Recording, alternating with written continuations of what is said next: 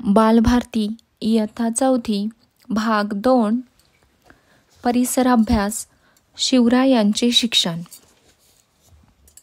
शिवरायांच्या शिक्षणास प्रारंभ.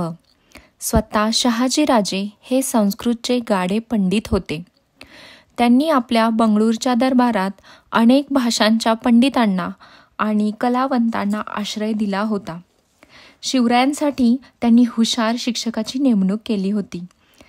तेथे वयाला 7 वर्ष झाल्यानंतर त्यांच्या शिक्षणाला प्रारंभ झाला. थोड्याच काळात शिवराय लिहिण्या वाचण्याच्या कलेत पारंगत झाले.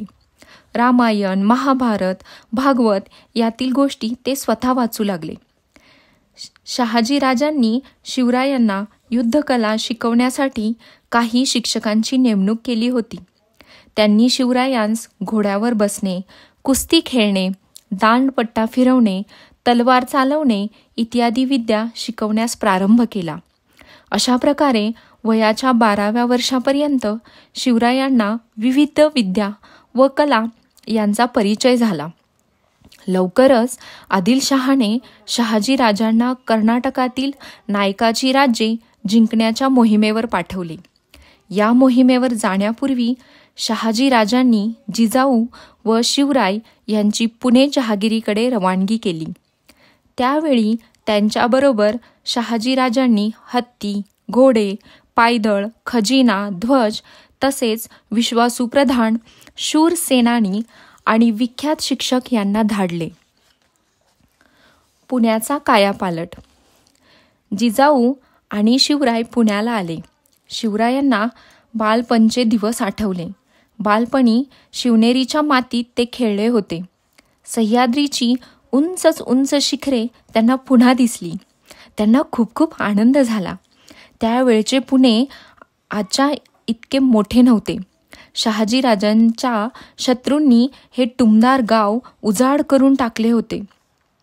गावातील मालमत्तेची नासधूस झाली होती. घरे मोडली होती. देवळे पडली होती. शत्रूच्या भीतीने लोक गाव सोडून पळून गेले होते. शेते ओजाड झाली होती. जंगले वाढली होती. रानात लांडगे माजले होते. अशी पुण्याची दैन्यावस्था झाली होती. जिजाबाई शिवरायांसह पुण्यात राहू लागल्या. हे आसपासच्या गावातील लोकांना समजले. तेव्हा लोकांना मोठा धीर आला. जिजाबाईंनी त्यांना जवळ बोलवून दिलासा दिला. लोक पुण्याला येऊन राहू लागले. शेतावर जाऊ लागले. जिजाबाईंनी पडकी देवळे दुरुस्त करून घेतली. देवळात सकाळ संध्याकाळ पूजा होऊ लागली. गाव लोकांनी गजबजू लागले. त्यामुळे पुण्याचे रूप पालटले. दादाजी कोंडदेवांची कामगिरी. जिजाऊ व शिवराय कर्नाटकात असताना इकडे पुणे जहागिरीची व्यवस्था दादाजी कोंडदेव पाहत होते. ते कोंढाण्याचे सुभेदारही होते. ते मोठे इमानी सेवक होते. कारभारात चोख होते. तसेच ते न्यायी होते. त्यांची शिस्त कडक होती. ते निष्ठावंत होते. या काळात शहाजीराजांच्या आदेशाने पुण्यात एक मोठा वाडा बांधण्यात आला. त्याचे नाव लाल महाल. शेतकऱ्यांनी शेतात लागवड करावी म्हणून दादाजींनी त्यांना काही वर्ष शेतसाऱ्यातून सूट दिली. त्यामुळे शेते लागवडीस आली. माजलेले लांडगे शेतकऱ्यांना त्रास देत म्हणून लांडगे मारण्यासाठी त्यांनी बक्षिसे लावली. त्यामुळे बरेच लांडगे मारले गेले. चोरांचा सुळसुळाट झाला होता. दादाजींनी शेतकऱ्यांची पथके उभारली व त्यांचा पहारा बसवला. चोरांचा बंदोबस्त केला. जमिनीची प्रतवारी ठरवून तिच्यावर सारा आकारला. त्यामुळे लोकांना आनंद झाला. दादाजी कोंडदेव आणि निजामशाहीचा वजीर मलिक अंबर यांचे कार्य शेती सुधारणा आणि सारा वसुली या क्षेत्रात मोलाचे व पायाभूत मानले जाते. शिवरायांचे शिक्षण. शिवराय पुणे जहागिरीत आले तरी जिजाबाईंच्या देखरेखीखाली त्यांचे शिक्षण चालूच राहिले. बंगळूरहून येताना शहाजीराजांनी सोबत दिलेल्या नामवंत शिक्षकांनी शिवरायांना अनेक शास्त्रे, विद्या व भाषा शिकवल्या. उत्तम राज्यकारभार कसा करावा, शत्रूंशी युद्ध कसे करावे, किल्ले कसे बांधावे, घोडे व हत्ती यांची परीक्षा कशी करावी, शत्रूंच्या दुर्गम प्रदेशातून निसटून कसे जावे इत्यादी अनेक विद्या शिवरायांना अवगत झाल्या. शिवरायांची शिक्षणातील ही प्रगती पाहून जिजाऊंना मोठा आनंद झाला. वीर माता जिजाबाईंचे शिवरायांस शिकवण. जिजाबाई ही काही सामान्य स्त्री नव्हती. ती लखुजीराव जाधवांसारख्या बलाढ्य सरदाराची कन्या आणि शहाजी राजांसारख्या पराक्रमी पुरुषांची पत्नी होती. राजकारणाचे व युद्धनीतीचे बाळकडू जिजाबाईंना लहानपणापासूनच मिळाले होते. जाधव व भोसले या दोन्ही प्रसिद्ध घराण्याची लढाऊ परंपरा त्यांच्या ठिकाणी एकत्र आली होती. जिजाबाई मोठ्या स्वाभिमानी व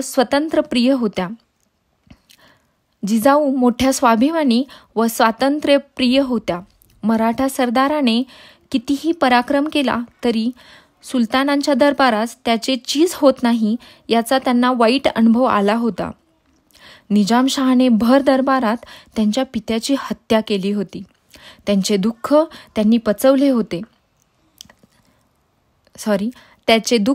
त्यांनी पचवले होते. जिजाबाईंनी आता निश्चय केला होता की त्यांचा शिवबा अशी परक्यांची चाकरी करणार नाही. तो स्वतःच आपल्या लोकांचे राज्य म्हणजे स्वराज्य स्थापन करील. या विचाराने त्या शिवरायांना घडवत होत्या. मावळ्यात राहणाऱ्या